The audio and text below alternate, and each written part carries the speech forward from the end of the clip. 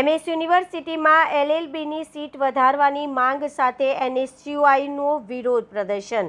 NSUI દ્વારા આજે Maharaja Sayajirao university લો faculty ખાતે એલએલબી કોર્સમાં સીટ વધારવાની માંગ સાથે ભારે સૂત્રોચ્ચાર કરી આવેદનપત્ર આપવામાં આવ્યું હતું. વિદ્યાર્થી આગેવાનોના જણાવ્યા મુજબ હાલમાં એલએલબી કોર્સમાં અંદાજિત 240 જેટલી સીટ ઉપલબ્ધ છે, જ્યારે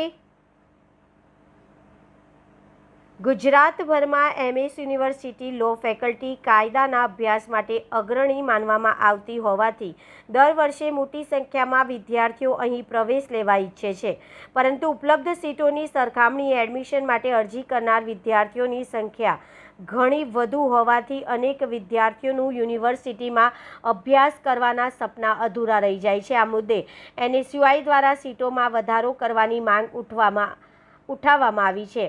વિરોધ પ્રદર્શન દરમિયાન કાર્યકરોએ જણાવ્યું હતું કે જો સમયસર સીટ વધારવા અંગે યોગ્ય નિર્ણય લેવામાં નહીં આવે તો આગામી દિવસોમાં વધુ ઉગ્ર આંદોલન કરવામાં આવશે. આજરોજ એનએસયુઆઈ દ્વારા લો ફેકલ્ટી ખાતે આવેદનપત્ર આપવામાં આવ્યું.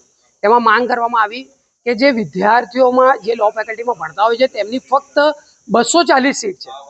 ગયા વખતે એનએસયુઆઈ રજૂઆત કરી હતી અને માંગ કરી હતી કે જે 240 સીટ છે તેમાં વધારો કરવામાં આવે, પણ યુનિવર્સિટીના સત્તાધીશો દ્વારા કહેવામાં આવ્યું કે જે BA-LLB નો કોર્સ ચાલે છે તેમાં સીટ વધારવામાં આવશે, LLBમાં નહીં. કારણ કે BA-LLB નો કોર્સ એ સેલ્ફ ફાઇનાન્સ અને પ્રાઇવેટ કોર્સ છે. જો BA-LLB ની સીટો વધી શકતી હોય તો લો ફેકલ્ટી LLB માટેની કેમ નહીં? આખા ગુજરાતમાં વિશ્વવિખ્યાત ફેકલ્ટી તરીકે પહેલા નંબર પર જો લો ફેકલ્ટી આવતી હોય, હજારો વિદ્યાર્થીઓ એડમિશન લેવા માંગતા હોય છે અને ખાલી 240ના આંકડા પર અહીંયાની સીટો અટકી જાય છે.